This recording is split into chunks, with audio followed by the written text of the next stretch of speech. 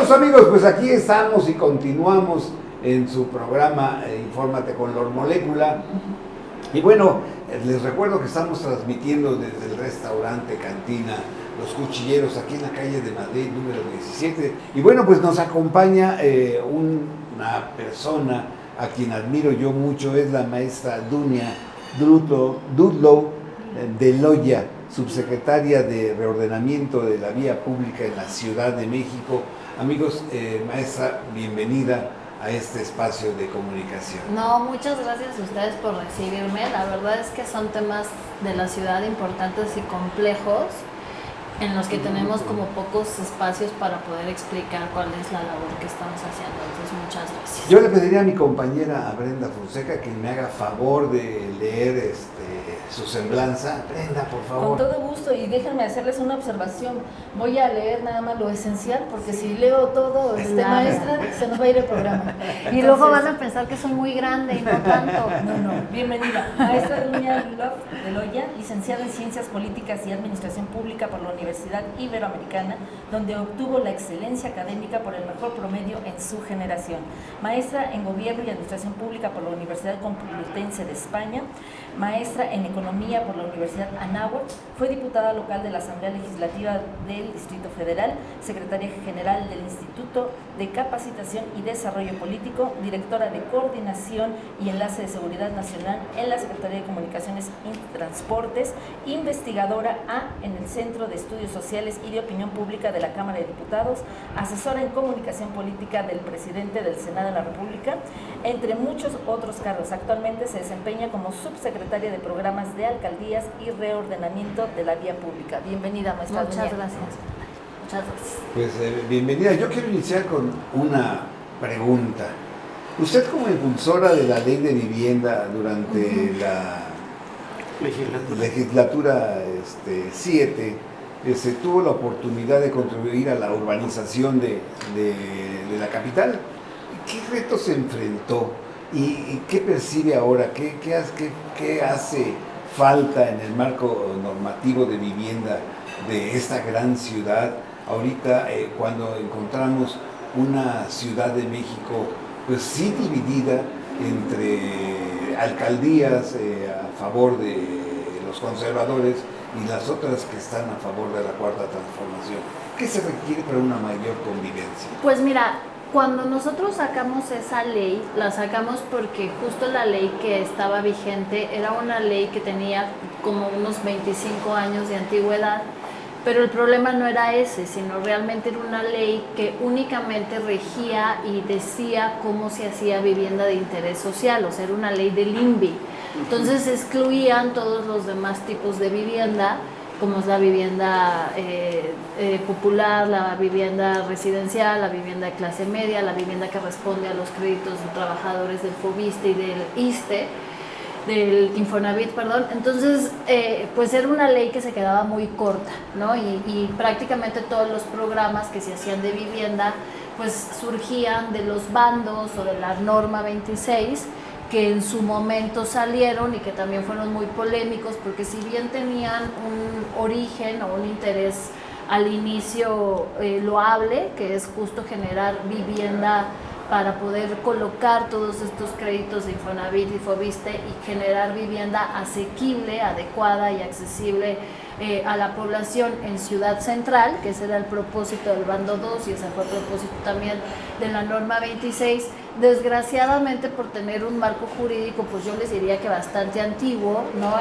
Y complejo, en el que hay muchísimas dependencias que emiten diferentes permisos que se van caducando con el paso del tiempo, y que más que agilizar el proceso de construcción y hacerlo transparente, pues lo complicaba y habría muchas ventanas de corrupción. Entonces, ante eso, pues esas normativas que surgieron se desvirtuaron, y en vez de generar esta vivienda para quienes más lo necesitaban, vivienda asequible, pues lo que ya sabemos que se utilizó para el beneficio de algunos desarrolladores que utilizaron de mala forma estas normas, que derivaron en que se tuvieran que cancelar nuevamente y que nos quedáramos sin ese marco que genere ese tipo de vivienda. Por eso era tan importante sacar la ley de vivienda. Ha sido, perdón maestra, ¿ha sido esta una legislación que en verdad contribuye a frenar la actividad de los cárteles inmobiliarios y de la venta de cartera que tenía el Infonavit, que se vendía a empresarios y demás? Yo creo que tenemos una gran deuda en materia de la normativa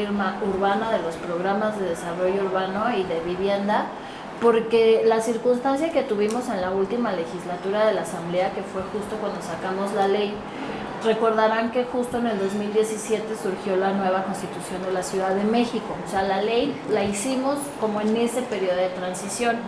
Y la Constitución de la Ciudad de México determina en sus transitorios, inclusive le da un plazo al Congreso que ya pasamos, pues para hacer las modificaciones y actualizar la Ley de Desarrollo Urbano y todos los programas en materia de desarrollo urbano y ordenamiento territorial que todavía no se han publicado y no se han ni siquiera discutido, ¿no? Entonces, creo que sí es una situación complicada en la que ponen al sector inmobiliario y también a la población, porque al final seguimos en esta situación de falta de certeza, en donde lo que sigue imperando es la discrecionalidad, sobre todo en estos momentos de las alcaldías, ¿no? Que son quienes, sobre todo de las obras de tipo B, que no necesitan pues impacto ambiental, como las que determina CEDUBI, siguen dentro de las facultades de las alcaldías, y ahí todavía seguimos teniendo mucha corrupción. Yo les diría que lo que sí es importante, que es una de las cosas que estaba tratando de impulsar la jefa de gobierno en su momento, Claudia Sheinbaum, y que inclusive ya hay unos indicios que se generaron a través de la DIP, pero que no están funcionando de todo, y no están funcionando de todo porque no son vinculantes, ¿no? Que ese es el tema, que por eso es importante hacer las modificaciones a la ley. Sí necesitamos quitarle procedimientos al proceso administrativo, o sea, dejarlo de ser tan complejo, porque pues prácticamente los desarrolladores tienen que llevar sus expedientes de una ventanilla a otra, además de agilizarlo, que hacerlo pues, más corto, más transparente, ¿no? Sí necesitamos sistematizar el proceso para que justo todas las dependencias, que todas tienen que estar relacionadas en este proceso. CEMOVI tiene que estar relacionado, porque no podemos generar crecimiento en donde no hay transporte. SACMEX tiene que estar vinculado, porque no podemos generar crecimiento en donde no hay agua. SEDEMA tiene que estar vinculado, porque no podemos generar crecimiento en donde no hay árboles y se repercute en un impacto ambiental. Y las alcaldías, por supuesto, también tienen que estar vinculadas, porque pues al final es el orden de gobierno más cercano a la ciudadanía. Entonces, ¿cómo hacemos para lograr vincular a todas las autoridades que sí o sí tienen que estar involucradas en este proceso? Pues yo creo que sí es agilizarlo, dejarlo más claro en la ley, porque ahorita está muy revuelto, y generar los sistemas para que sean pues mucho más transparentes, ¿no? Hay tres cuestiones. El primero, no se puede explicar la nueva ley de vivienda sin el temblor de 85. De acuerdo. De ahí vino incluso Martí Batres, era parte de la Unión de Vecinos y Damnificados y ahora es jefe de gobierno. Dos, el factor Mancera. De repente casas fueron derribadas, condominios con 8 pisos de permiso, más 3 de corrupción. Y en ese sentido, el cartel inmobiliario. De acuerdo. Pues justo es lo que buscaba normar, ¿no? La ley de vivienda, y que además obligaba a las entidades que tienen que regir la política de vivienda, en este caso a CEDUBI, a generar como un programa sexenal que se le fuera dando seguimiento a través de una comisión en donde están varias dependencias que le integran, para poder generar una política de vivienda al margen de la política de vivienda de interés social. Eso como que le valió a la delegación Benito Juárez, ¿no? Sí. El cártel inmobiliario, y a Mancera creo que también, ¿no? Y te diría la verdad que también es uno de los pendientes que tenemos en la ciudad, ¿no? O sea, porque no nada más es un tema de ciertas alcaldías, sino yo creo que también es algo que debe de verse de manera integral, de cómo queremos que sea el crecimiento de nuestra ciudad, o sea, en dónde lo vamos a focalizar y por qué. Porque ahorita si ustedes lo piensan, pues es un crecimiento que de pronto son muy grandes los edificios, porque la norma sí te da permiso de hacer estos edificios tan grandes en donde hay avenidas primarias tipo periférico, eje central, circuito interior, y eso es prácticamente toda la ciudad, ¿no? Entonces yo creo que sí es importante replantearnos cuál es la ciudad que queremos, cómo nos las imaginamos, cómo llevamos empleos y desarrollo a donde hay gente viviendo, como en Iztapalapa. Cuando usted dice qué ciudad queremos, ¿no hay diferencia entre la ciudad que queremos los ciudadanos y la que tienen los funcionarios? Yo creo que la ciudad que queremos los funcionarios debe de ser la ciudad que quieren los ciudadanos, porque para eso nosotros estamos ahí, nosotros nos debemos a la ciudadanía. Aquí más bien lo que debemos de empatar, que es justo la labor nuestra, es la ciudad que quieren los ciudadanos, que nos están exigiendo los ciudadanos para que se cubran todos sus derechos, incluido el derecho a la ciudad, el derecho al agua, el derecho a la movilidad y el derecho a una vivienda digna y adecuada, y el interés del desarrollador inmobiliario, ¿no? O sea, yo creo que sí tenemos que sensibilizar a los desarrolladores inmobiliarios que no podemos ser tan holgados con las ganancias, ¿no? Aquí también se trata de generar ciudad y sus ganancias pueden irse generando al paso del tiempo, no de manera tan inmediata como se tenía en este concepto de desarrollo inmobiliario.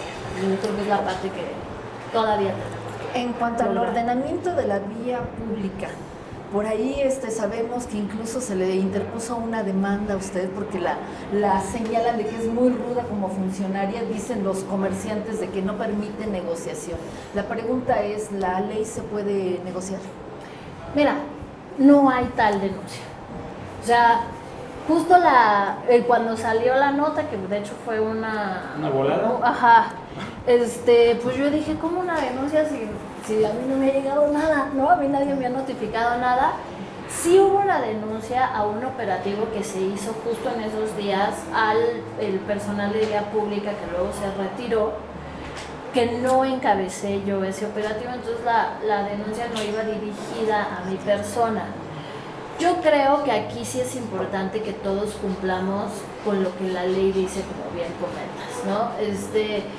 El comercio informal tiene que entender que es el proceso justo en el que nosotros estamos constantemente en diálogo con los dirigentes y con los comerciantes directamente, que su actividad no puede estar por encima de la actividad del comercio formal, de la actividad de los vecinos, de la actividad de los peatones, de la actividad de quienes visitan al centro, ¿no? Entonces, nosotros pasamos de un modelo en el que, como imperaba la corrupción, que hay que decir las cosas como son, y como imperaba la corrupción, ahí el trato era págame por cada ambulante. Nosotros llegamos y la verdad es que no hacemos negocios con los ambulantes, pero sí exigimos que haya orden, ¿no? Entonces pasamos de tener comerciantes en todos lados, en las banquetas, en las paredes, en el arroyo vehicular, a tratar de generar pues reglas que nos permitieran una mejor convivencia, ¿no? Pero por ejemplo San Cosme, como ejemplo, porque en realidad ellos tienen es un archipiélago de ambulantes, ¿no? San Cosme, nosotros tenemos la responsabilidad directa de los comerciantes del centro histórico. Ajá. El resto de la ciudad lo hacemos de manera coordinada a través de las alcaldías. Nosotros podemos intervenir en las vías primarias, zonas de hospitales, escuelas, pero siempre en coordinación con las alcaldías. Y ya por eso, déjeme ampliar el universo. Ya vimos que ustedes en Centro Histórico, sí. Si ampliamos, son las delegaciones, pero está el Estado de México. La También. Zona conurbada, ¿qué les genera? Pues la zona conurbada, por ejemplo, ahorita estamos haciendo unos trabajos de ordenamiento muy intensos. Porque la gente es de los dos lados, sí, ¿no? Muy intensos en la calle 7, que es justo la frontera entre Nezahualcóyotl, exacto, entre Nezahualcóyotl, Iztapalapa y Iztacalco. Ya llevamos un mes de operativo tras operativo para ir generando el ordenamiento. Y DF, ¿no? Yo quisiera un tema más general.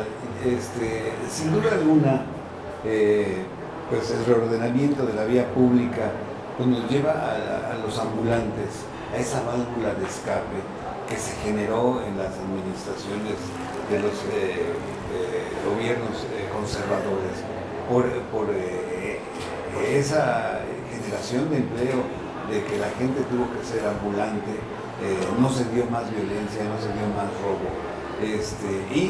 De ahí los partidos políticos, hablemos del PRI, los utilizaron pues, como fuerza.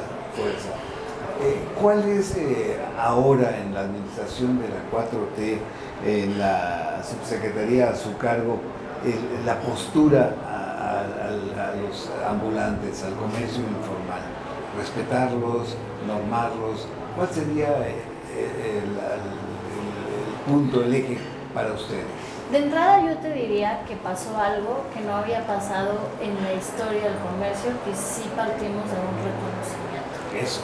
O sea, no lo vemos como un problema que escondemos debajo de la mesa, como un mal necesario, sino una realidad. Es una realidad que responde a una situación social y económica de nuestro país. O sea, necesidad. no solamente es ese comerciante que vive de los productos que vende en la calle, sino también es ese cliente que si no tuviera el comercio en la vialidad, que inclusive tiene hasta sus propios escalafones, o sea, hay comercio para todo, hay el usado que está en los barrios de Tepito, que tiene su propia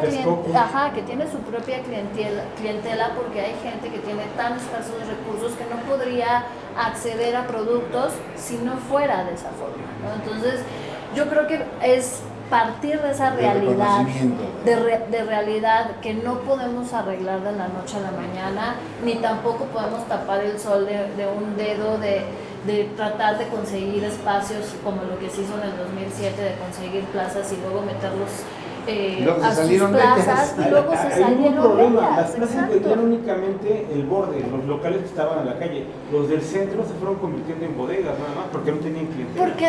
Y porque además también son de estas cosas que yo no entiendo muy bien qué pasaba con los gobiernos de ese entonces. O sea, bueno, sí lo entiendo bien porque yo vengo de ahí.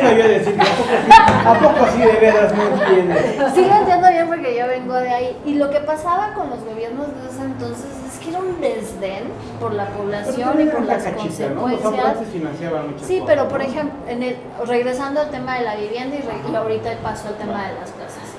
En 1985 se dieron todas las viviendas de renovación habitacional sin hacer un acompañamiento a la población de lo importante que es el patrimonio, sin darle las escrituras de su casa, sin decirles que ya tener su casa es igual a tú puedes poner tu patrimonio en un banco para acceder a créditos, para hacer esta lógica del capital de que el patrimonio genera más patrimonio. Los dejaron a su suerte y la gente empezó a crecer en vecindades y a multiplicarse en vecindades sin saber y tener conocimiento de lo que tenían, ¿no? Entonces ahí donde vivía una familia, ahora viven 5 familias, más las situaciones de vida. Pero es generación, ¿no? Sí. Dice abuelo, papá, hijo, ¿no? Y se empezaron a generar situaciones de vivienda de violencia en todas estas vecindades, que algunas se convirtieron en puntos de venta de droga, etcétera, y una dinámica que descompuso mucho los barrios populares.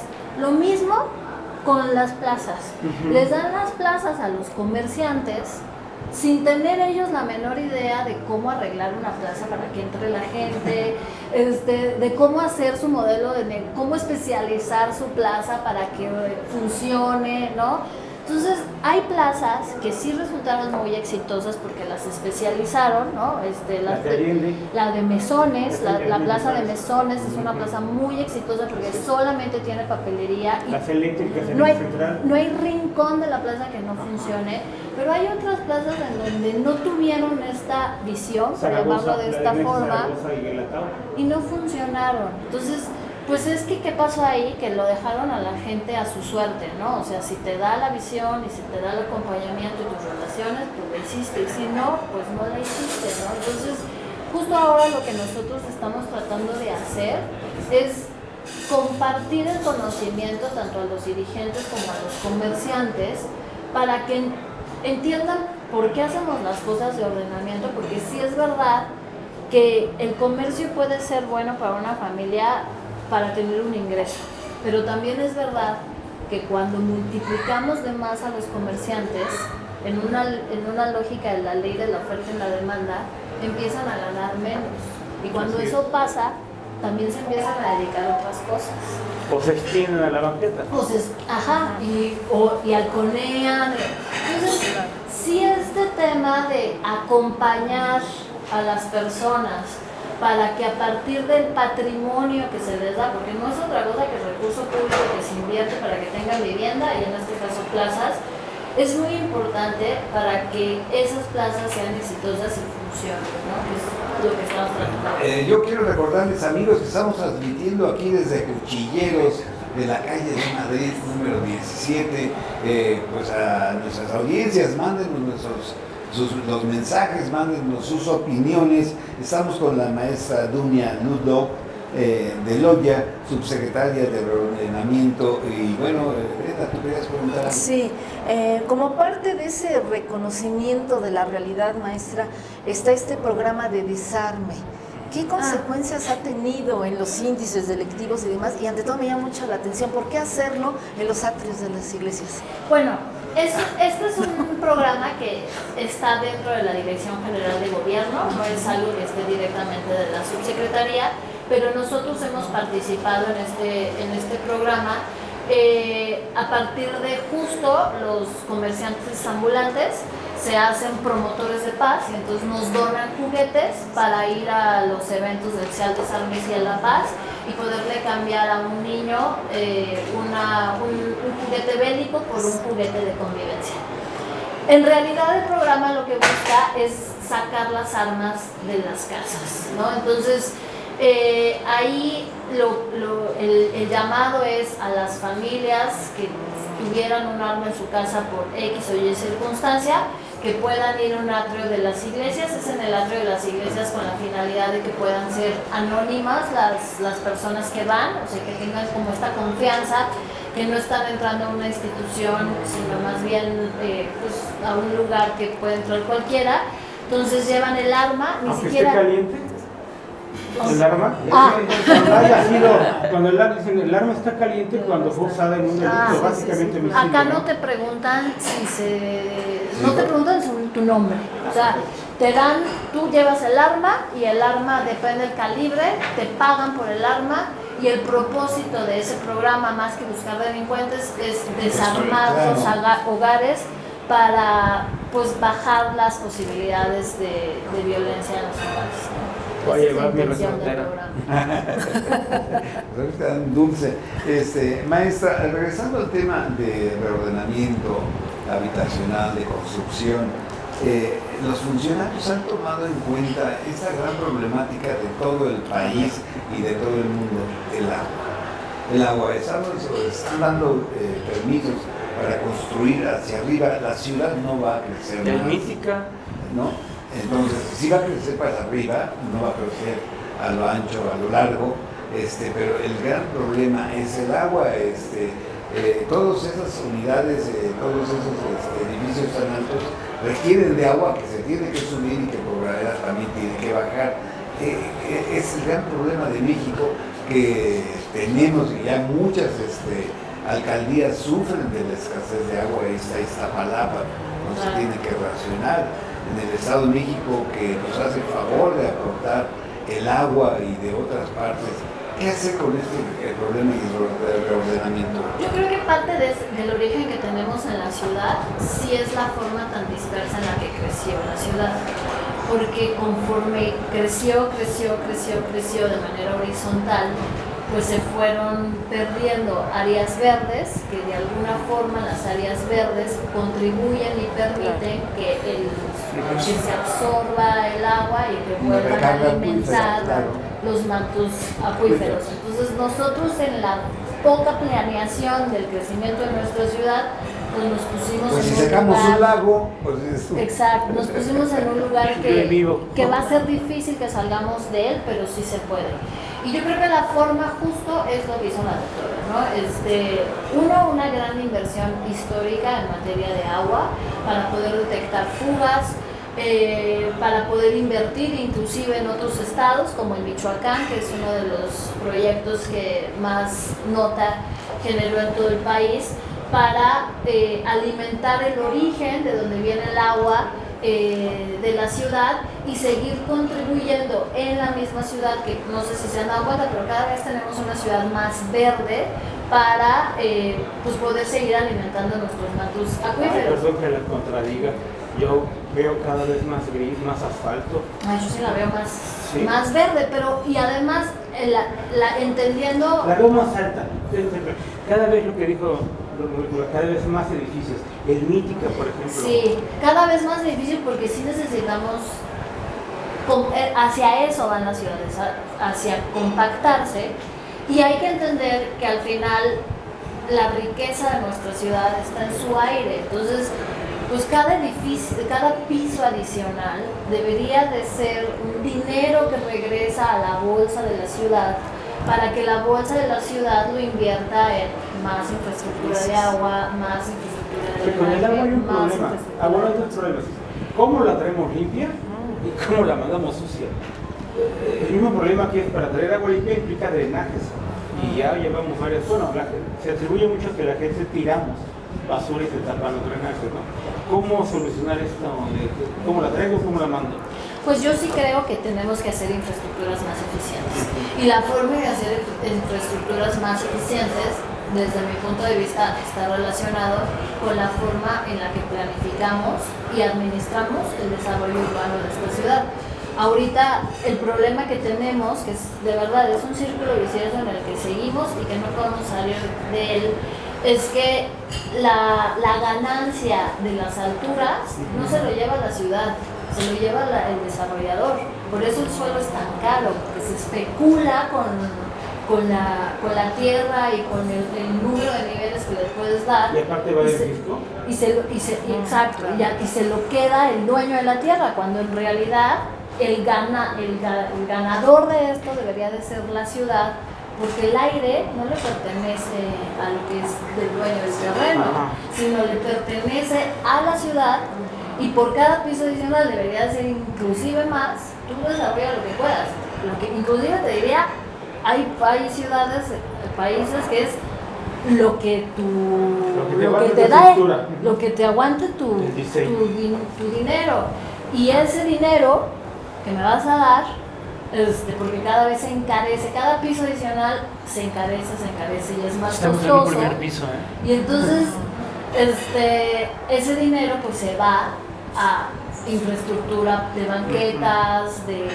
drenaje, de agua, áreas verdes, transporte, etc. Entonces, realmente si lo pensamos y si lo administráramos bien, pues tendríamos una gran posibilidad de tener mucho más recursos para generar más infraestructura para la ciudad.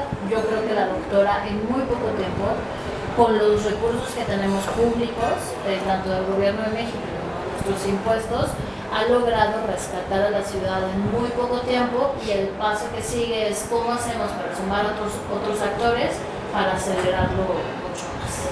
Pues amigos, les recuerdo que estamos transmitiendo aquí desde su programa Molécula Informa.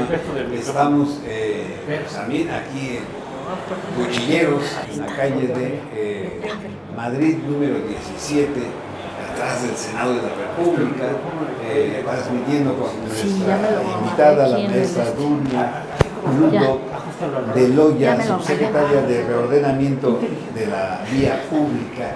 Amigos, Brenda, ¿quieres? Sí, por favor. Maestra, regresando al tema del reordenamiento del comercio en vía pública, a mí me gustaría hacer hincapié en dos temas. Uno, ¿qué está pasando a fin de año cuando vemos ya en varios puntos de la ciudad a la gente que está comercializando animales, los vende como regalos de Navidad y estos terminan siendo juguetes rotos en verano? También ha habido algunos casos en algunos tianguis donde ahí mismo se sacrifica ante todo a las aves, a las gallinas, pollos y demás, para venderlos ahí, por así carne fresca a la gente que va a hacerlo, cuestión que también está prohibida. Nosotros ahí lo que hacemos es tener una muy buena... En el centro no tenemos esos temas, sí, lo tenemos que decir, ¿no? Pero cuando tenemos reportes de algunos tianguis o algunos puntos en donde está sucediendo esto, Y hasta en el Parque de México, con todo este tema de las adopciones, sí hay gente que está haciéndolo por la buena, pero también hay gente que está lucrando con el tema de las adopciones. Lo que hacemos es tener un vínculo muy fuerte con PAOT, ¿no? Que es justo la Procuraduría Ambiental y de Ordenamiento Territorial, que esta administración, que es Mariana Boy, que también ahorita está en otra coyuntura, ha intensificado 3 cosas bien importantes, me parece, para la Procuraduría. La primera tiene que ver con el tema del bienestar animal, que ahí con Brigada Animal de la Secretaría de Seguridad Ciudadana y también con la Fiscalía, pues han podido rescatar a varios animales y desactivar pues criaderos ilegales. La otra también que se detonó, que antes no existía por parte de la Procuraduría, tiene que ver con todos los temas de ruido, que ahí todavía está como muy incipiente, pero al menos ya tenemos una autoridad que sí está reaccionando y que sí está generando suspensiones de ruido. No, los sonideros, las sonideros es esa parte y ahí sí hay que defenderlos porque les acaban de dar su declaratoria, se los acaban de reconocer como patrimonio intangible.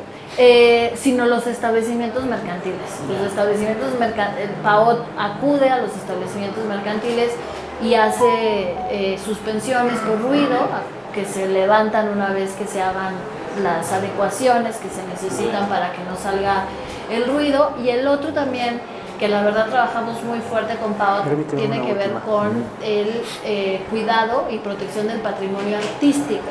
Que en la Ciudad de México tenemos muchísimo patrimonio artístico y que la ley no lo defiende, no pone penas a ese patrimonio, al histórico sí, al artístico no. Y justo la PAOT es la Procuraduría que ahorita nos está ayudando. Aproveché para hacer el comercialote a nuestros amigos de la PAOT. Más de índole política. ¿Qué riesgo hay de que este avance se pierda en caso de que Morena pierda la ciudad o más parte de la ciudad? Claro, ¿cómo van a influir las elecciones que vienen en la ciudad? Yo veo muy difícil que Morena pierda la ciudad. O sea, aquí, desgraciadamente, lo que yo creo que pasó es un muy mal análisis de lo que sucedió en el 2021.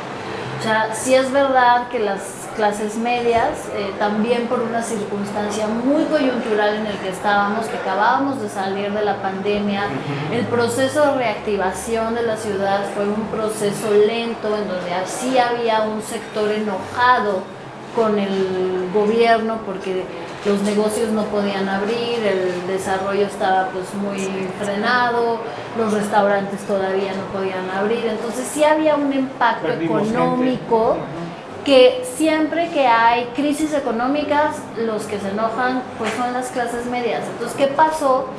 Que los sectores de clase media salieron a votar en un 70, un 80% en algunas colonias, y la base de Morena, quizá confiada de que esta ciudad es una ciudad de izquierda, se quedó en un 35, en un 40% de votación. Entonces yo creo que ahorita lo que se necesita es activar lo que nos hace chilangos, la verdad. O sea, nosotros somos los progresistas del país, nosotros somos los primeros que dijimos sí a los matrimonios igualitarios, sí al aborto, sí a una serie de derechos y libertades, que al margen de los partidos políticos, yo creo que todos los que vivimos en esta ciudad nos sentimos orgullosos de ser eso y no ser Nuevo León, o no ser Guanajuato, o no ser Puebla. Nos sentimos orgullosos de que somos libres, de que somos una ciudad de derechos. Fue un insulto. Y lo fuimos transformando. Y lo fuimos transformando. Y fuimos cambiando al país. Y hoy el país, la ciudad recibe premios de que somos los que mejor recibimos en el mundo a la comunidad LGTBI, ¿no? Y eso es justo de algo que sí los gobiernos, pero que no hubiera sido los gobiernos si no hubiéramos sido también nosotros que respaldábamos. Maestra Doña, ¿qué sigue, qué sigue en la carrera política de usted? ¿Dónde la vamos a ver? ¿En las alcaldías? ¿Va a regresar a la Cámara de Diputados? ¿En el Senado? ¿Qué sigue para Dunia? Pues mira, ahora sí estamos muy concentrados en cumplir con lo que la doctora y el jefe de gobierno Martí Batres nos encargó, que sí tiene que ver con el ordenamiento de la vía pública. En la primera etapa se trataba de ordenar el centro, yo creo que ahora hemos avanzado mucho en eso. En este siguiente año estamos tratando de buscar una mejor coordinación con las alcaldías, que también ya más o menos lo estamos logrando. Y ahorita el pendiente que tenemos tiene que ver con la atención y reconocimiento para cumplir una deuda histórica que tenemos con nuestras comunidades indígenas, que ahí vamos en el camino, ¿no? Y que de hecho uno de esos caminos los invito a visitar aquí en Reforma 100, que la verdad es parte de estos espacios que estamos abriendo para que tengan oportunidades de comercializar.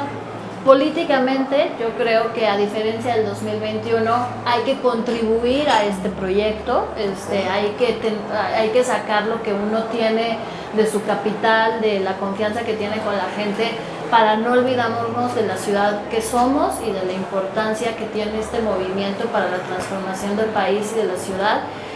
Y a mí sí me gustaría contribuir en el territorio. Entonces, el trabajo que nosotros estamos haciendo, al margen del trabajo de gobierno, sí lo estoy concentrando en la alcaldía Cuauhtémoc para que en su momento podamos contribuir desde ahí en el proceso electoral.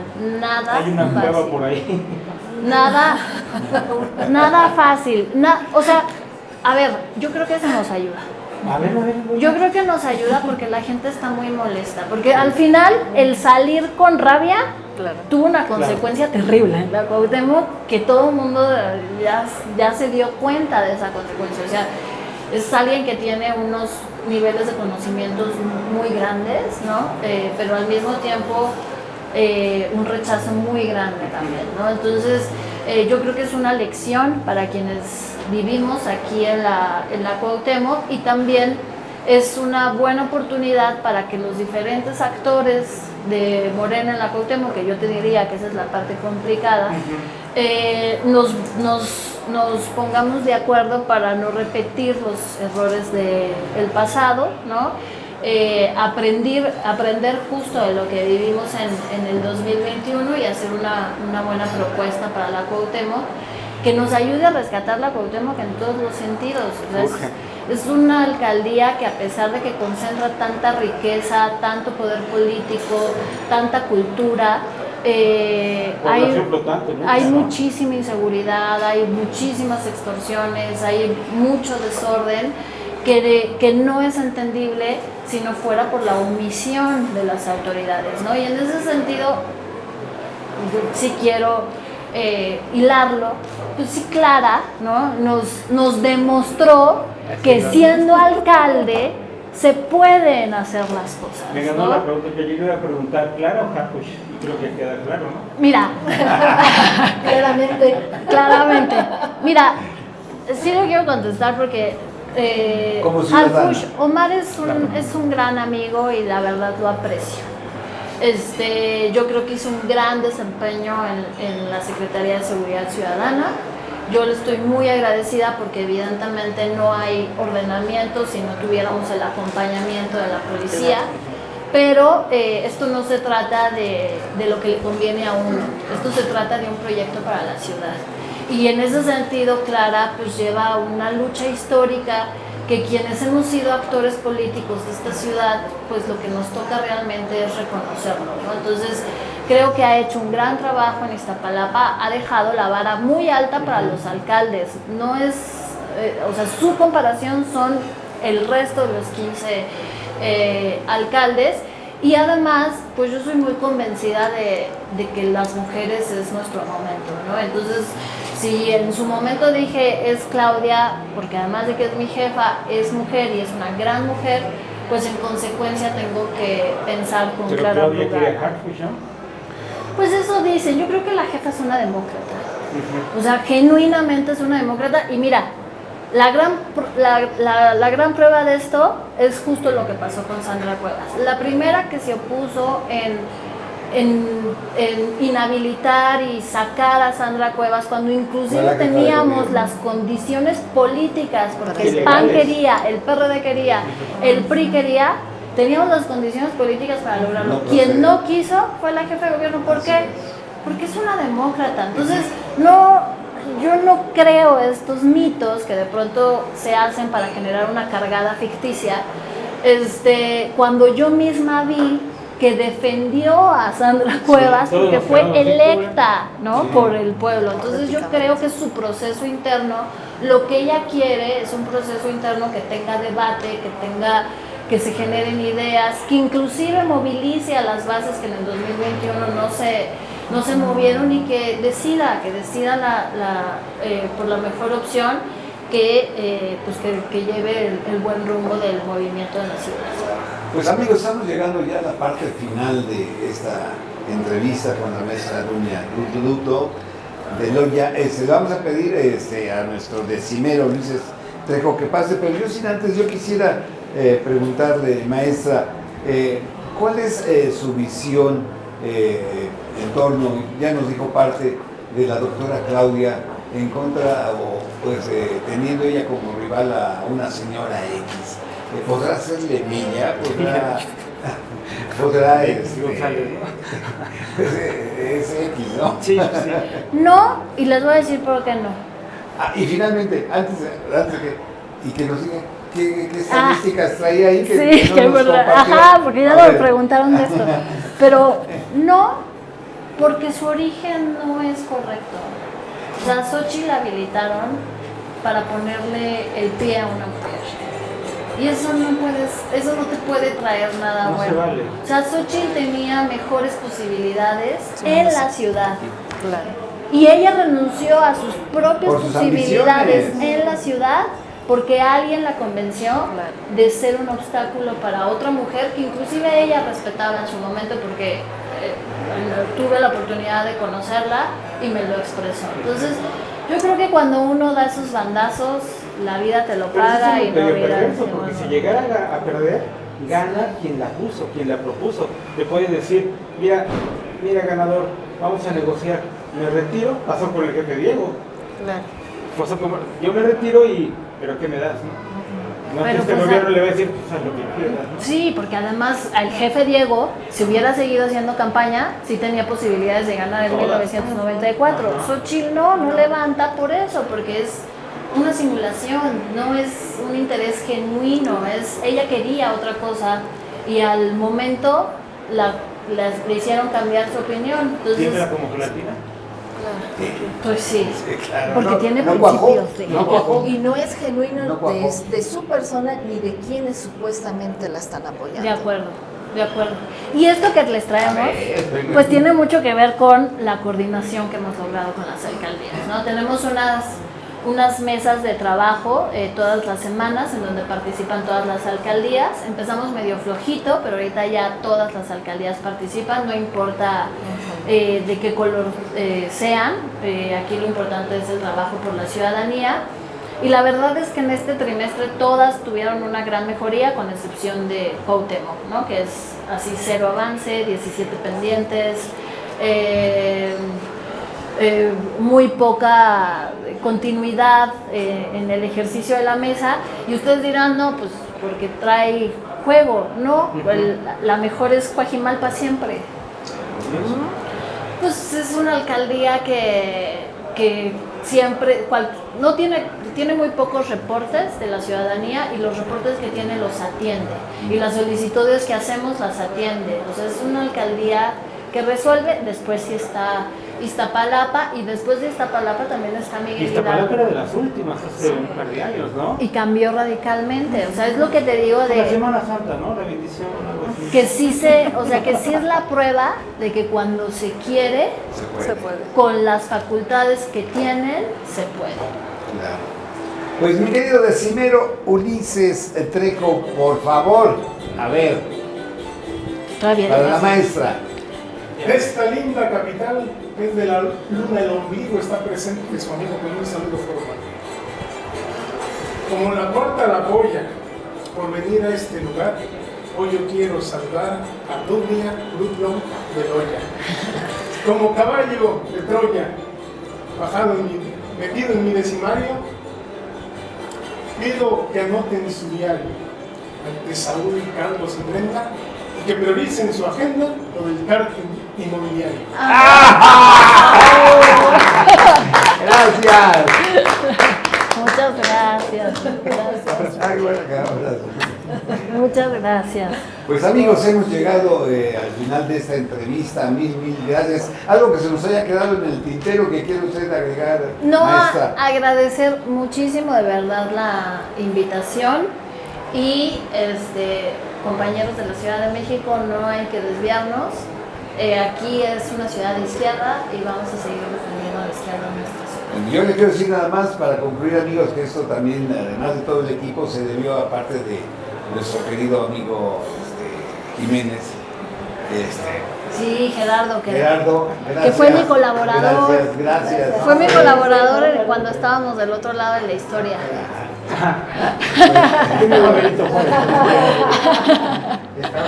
Estábamos. Bueno, Sí. pues amigos, nos vemos hasta la próxima. Aquí estamos. Y bueno, vamos a un corte comercial y regresamos. Gracias.